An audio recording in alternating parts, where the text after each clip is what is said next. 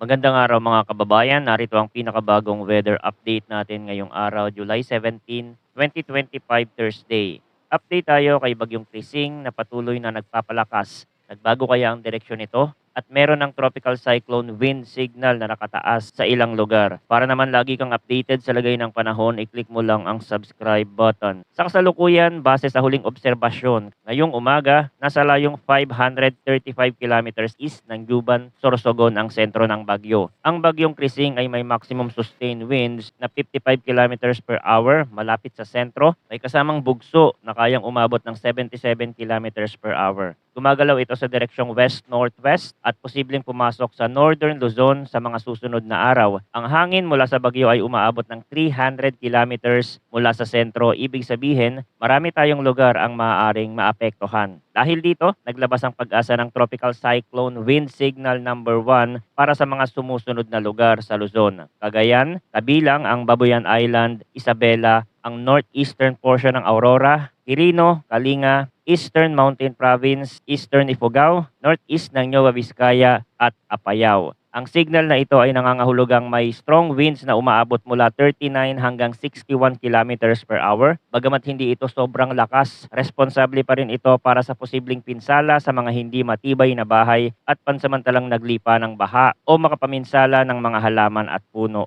Iba pang panganib, inaasahang patuloy ang malakas na ulan, dala ng bagyo at southwest monsoon. Mahalaga ring tandaan na ang malalakas na hangin ay maaaring mas lalo pang lumakas sa mga baybayin at matataas na lugar na diretsyong natatamaan ng hangin. Ang pinakamataas na wind signal na pwedeng iangat habang si Krising ay nasa ating lugar ay wind signal number 3. Dagdag pa rito, ang habagat o southwest monsoon ay patuloy na magdudulot ng malakas hanggang gale force gust lalo na sa coastal at upland areas. Narito naman ang inaasahang galaw at intensify ng bagyo sa mga darating na araw. Inaasahang magpapatuloy si Krising sa direksyong northwest sa loob ng 48 hours. Hindi natin isinasantabi ang posibilidad na maglandfall ito sa mainland Cagayan bukas ng gabi o sa madaling araw ng Sabado. Pagkatapos nito, patuloy itong bababa, pakanluran, hilagang kanluran. Susubukan itong pumasok sa Northern Luzon at malamang nalalabas ng Philippine Area of Responsibility pagsapit ng gabi ng Sabado o umaga ng Linggo. Habang nasa karagatan pa, inaasahang tataas pa ang intensity ni Krising at tataas ito sa tropical storm category ngayong araw mismo. May mataas na posibilidad na maging severe tropical storm ito bukas ng hapon hanggang gabi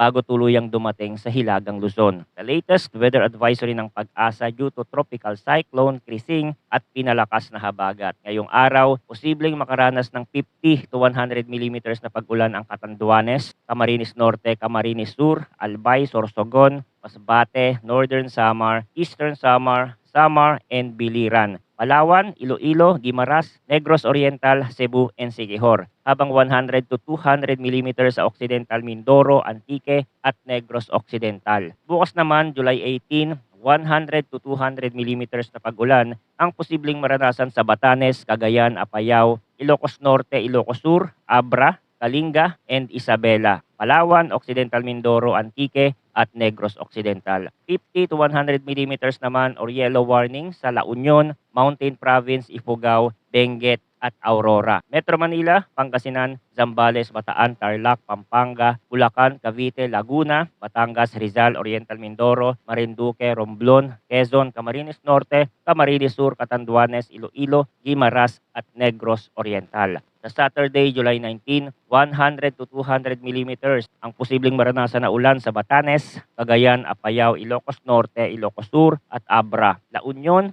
Pangasinan, Zambales, Bataan, Occidental Mindoro, at Antique. 50 to 100 millimeters naman sa Kalinga and Mountain Province, Metro Manila, Benguet, Tarlac, Pampanga, Bulacan, Cavite, Laguna, Batangas, Rizal, Palawan, Oriental Mindoro, Romblon, Iloilo, Guimaras, at Negros Occidental. At sa tuluyang paglayo ni Krising, masusundan agad dito ng isa pang bagyo na mabubuo naman sa may norte pa din, malapit sa Taiwan. Nasakop pa din ang ating Philippine Area of Responsibility. Pero hindi ito inaasahan na magla-landfall sa kalupaan ng bansa at bagkus ito ay dediretso sa Taiwan. Ihilahin pa rin ito ang habagat na siya namang magpapaulan sa bansa. Kaya't mahalaga ang patuloy na pag-monitor at pag-antabay sa mga susunod na ulat ng panahon dito sa ating channel para sa pinakabagong impormasyon. Maraming salamat sa inyong walang sawang pagtutok. Huwag kalimutang mag-ingat, maghanda at manatiling ligtas ngayong tag-ulan.